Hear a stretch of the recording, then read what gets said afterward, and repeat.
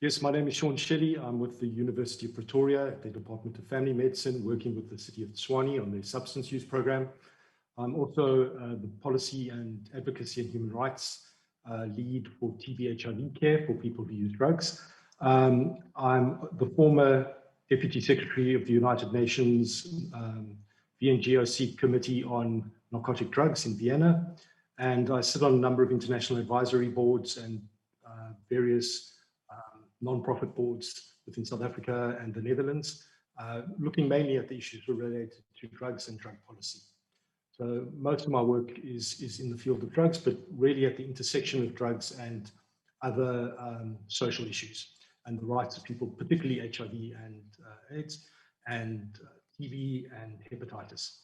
So that's who I am. What I'm going to do now is I will share my screen with you and go through some of the slides and come backwards and forwards a little bit and leave some time for questions towards the end. So let me just share my screen. Okay, I think you should see it now if I'm correct. Okay, great. Thank you very much. Just adjusting that. Right. So what I'm going to talk about today is a thing that a guy called Zinberg wrote about. And basically what I want to say is there's more to the so-called drug problem than drugs themselves. We know that drugs have a certain effect on an individual, but this is not a predictable effect all the time. There's the set, and what we mean by the set is we're talking about the person, the individual vulnerabilities, who they are as a person, how they think about themselves, how they feel about themselves, how they feel about drugs and drug use, and how they feel about the society that's around them. That has an effect on the drug as well. And then the setting, which is the global context in which people use drugs.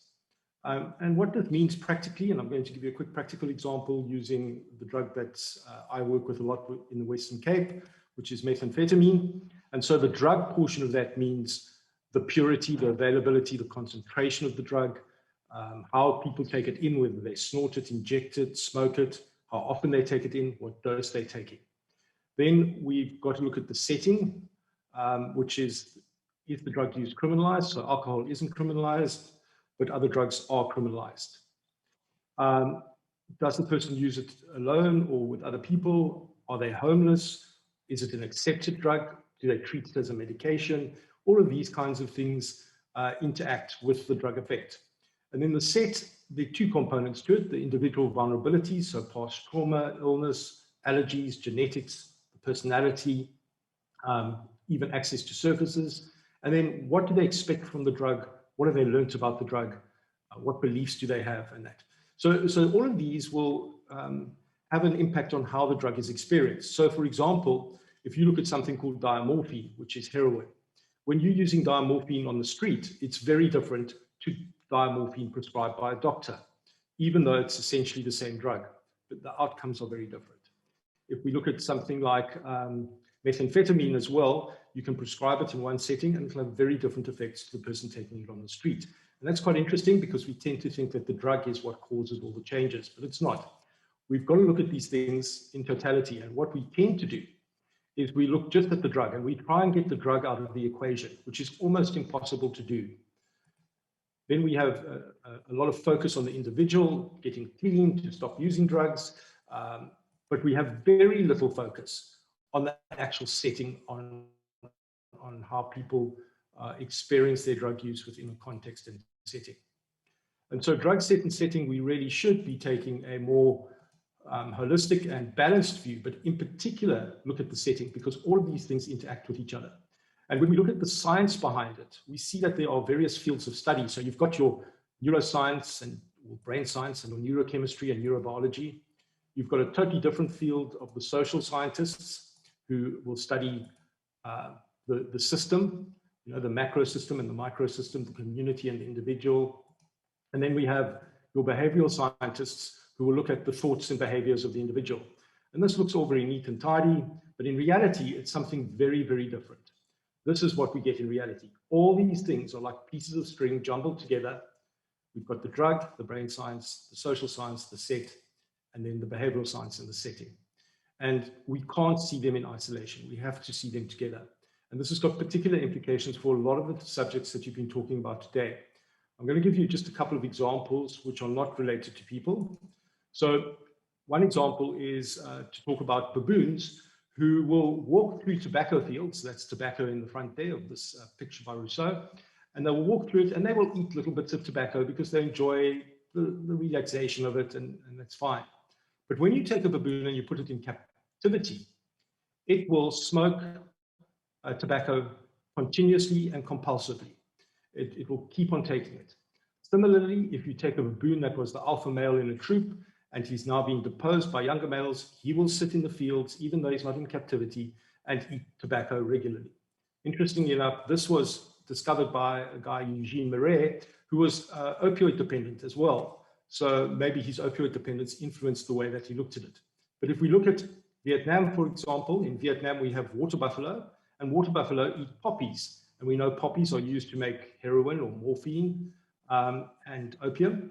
And they all eat it just to relax and to kind of socialize together. But during the Vietnam War, when there was this bombing and napalm and terrible trauma for these animals, they would eat the poppies until death, basically. They would eat themselves to death on the poppies. They would stop breathing eventually. And after the war, that stopped. We didn't see it again.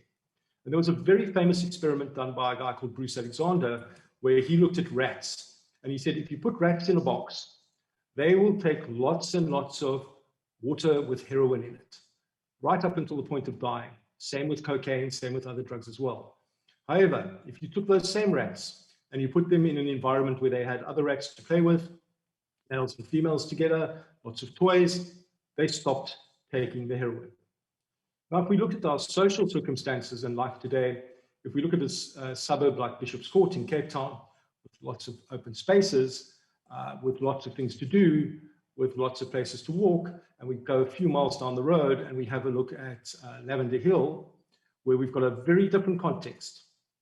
We have basically created what are called Skinner boxes for people. We have put people into the environment, the deprived environment, in a similar way that the rat finds himself deprived,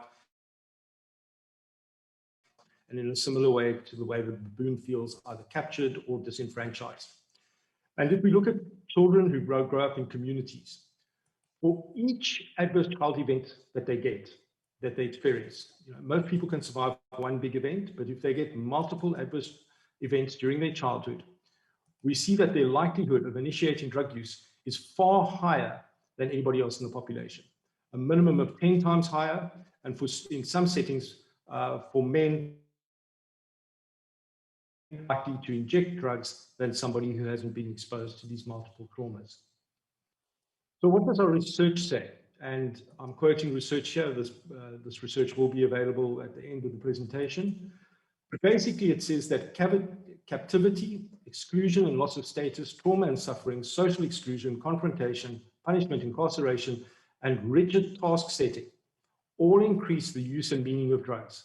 But not only the use and meanings of drugs, but also things like gender-based violence and social ills as well. Many of these social ills we blame on drugs alone, but as I said at the beginning, drugs don't happen out of context. They happen in a context. And so we tell people when they take drugs that pretty much they're worthless, they're useless, and we've taken away a lot of the hope that people have. And so people turn to drugs very often. In today's world of capitalism and free market economy, we promise people a lifestyle, and when they try and claim it, they find it's not there, no matter how hard they work. And so we built walls around our communities. But at the same time, we present a way of getting out of them. So if you look at these adverts, yeah, we've got champions, we've got joy will take you further. So on one hand, we are telling people that here's a way out. There's a hole in this wall. You've got paradise on the other side, and paradise is often in the form of drugs. But we don't have a drug problem, so to speak. We actually have a drug solution, because a lot of people find their solutions in drugs. They find their relationships in drugs. And here's an example of a young man that worked at one of our programs. And he says he doesn't like smoking wunga anymore, but being unemployed isn't helping either. And the number one issue that we have amongst the several thousand people we work with is that unemployment is one of the biggest problems, that lack of sense of purpose and the lack of sense of worth amongst young adults in South Africa. So here's this young guy again, and really, he's finding himself in a pretty difficult situation. So now we've told people that use some drugs and it can help you, but at the same time, we say that any other drug that you use has a certain outcome. So this is from a campaign in the United States where they had before meth. I had a daughter, now I've got a prostitute. They had a similar one which said before meth, I was a normal person, now I'm robbing people. They said it's not normal to rob pensioners, but on meth it is. Now all of this goes towards the narrative that when you start using drugs, somehow you become evil. Somehow the drugs get into you and you're evil. And of course, this just absolutely isn't true. Drugs are essentially molecules that can have good or bad effects on the individual depending on the context. Now, we have different standards for different people as well. So when we look at Keith Richards, he's a known drug user, and he said he's never had a problem with the drugs, he's only had a problem with the police. Now, a lot of people will laugh at that and say, great, that's fine. But what if you had somebody else telling you exactly the same thing? And in fact, I would suggest that Keith Richards is probably more right than wrong.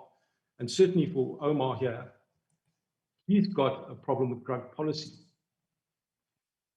So we've got these campaigns telling people that they're problematic because they use drugs, but often the response to drugs is actually the thing that causes most of the problem. And General Jeremy Vieri says basically that if we are going to rely on the police to solve what are essentially social problems, and if we're going to rely on incarcerating people for solving social problems, we're going to have a bigger problem. We're going to end up with more militarized police. And the truth is there's no law enforcement solution to things like gender-based violence, to drug use, to a lot of these behaviors. The more that you put people in jail, the more you are creating problems. And it's not saying that people shouldn't be punished for their aberrant behavior. All I'm saying is that we've got to find broader and wider solutions, because people are not deterred simply by punishment. If they were, things like the death penalty would work, and it does not work. None of these things work. In fact, they can lead to more problems. If you've got two adolescents who are both experimenting with cannabis, the only predictor of continued drug use and future contact with the criminal justice system is whether or not they get caught and get reported to the police. And if you're living in Bishop's Court and you get caught, you are liable to go to some fancy hotel or rehab for a little while and no other consequences. If you're living in Lavender Hill or if you're living in Khayelitsha, you're liable to go to jail. And that has significant consequences on the individual. So what can we do?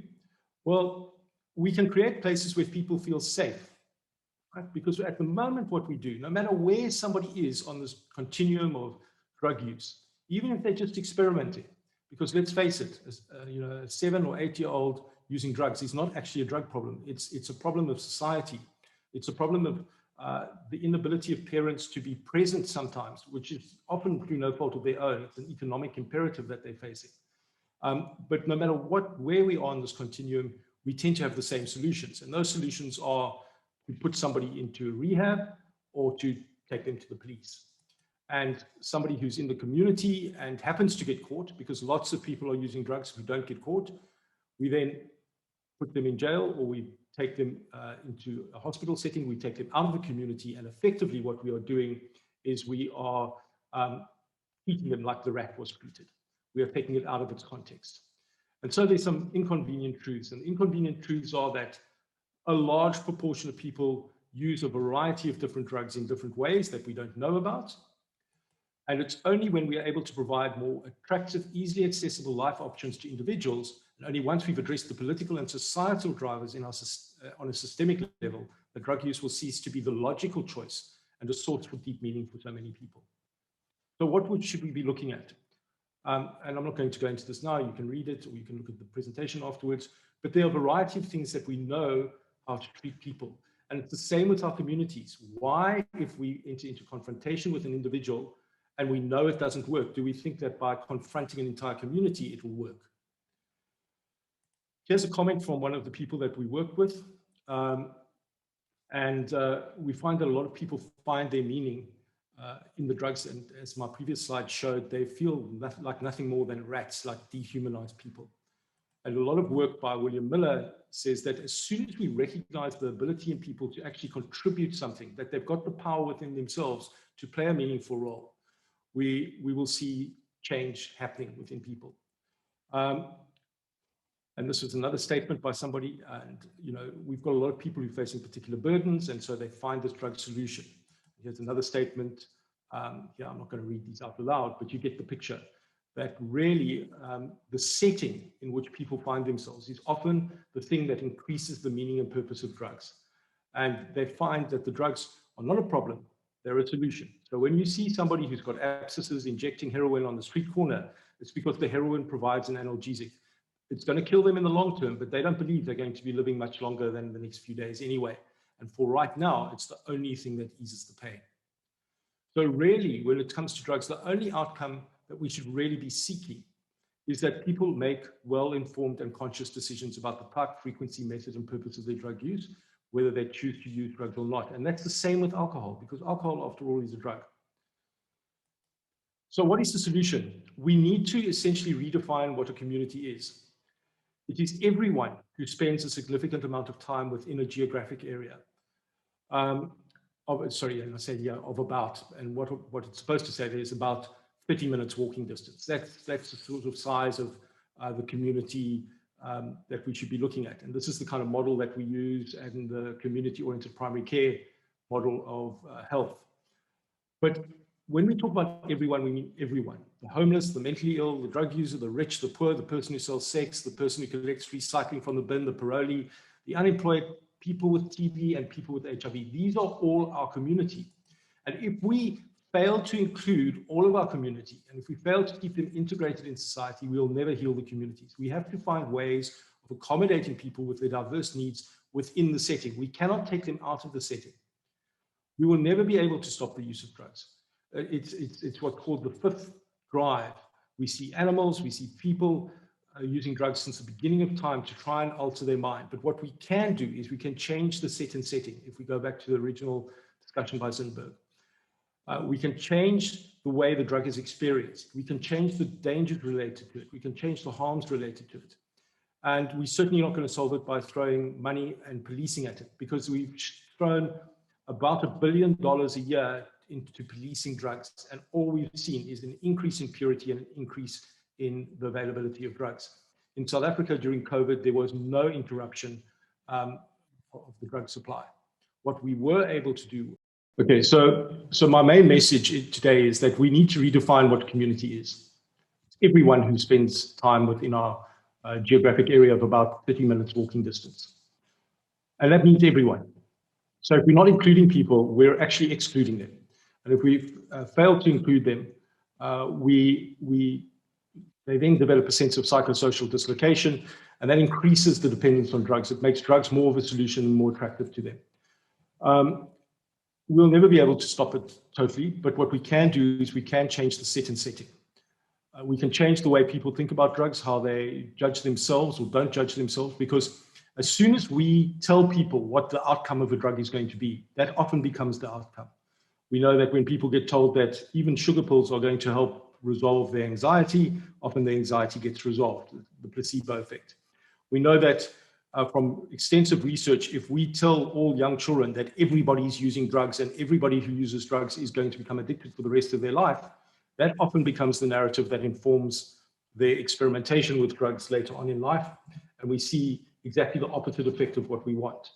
We know that when we take kids and we try and scare them straight, that causes more problems later on in life. Confrontation doesn't work. What does work is to have people feel part of a community, to have people have the space to talk, to feel safe, to share with one another, to encourage open and honest dialogue. And a lot of these kinds of solutions work with other problems such as gender-based violence as well. We are not going to stop gender-based violence by having an increase in the number of arrests. In fact, in some ways, we might even increase the levels of gender-based violence. It doesn't mean that people should get away with it. But what we need to start doing is holding men, for example, accountable for gender-based violence against women, but not only for the individual, but for their circle of friends as well, their community. How often does a man know about the violence perpetrated against somebody by a friend of theirs? How often does, I think Mia Milan wrote the other day, she spoke about how some people go out specifically to drink to lower their inhibitions, to be able to rape or take out the aggression on somebody else. These kinds of things are exceptionally problematic, and where people have no space to talk about it, where people have no space to be part of a community, we're going to find it increasing. When there's a true sense of community, people know what's going on and they hold each other accountable.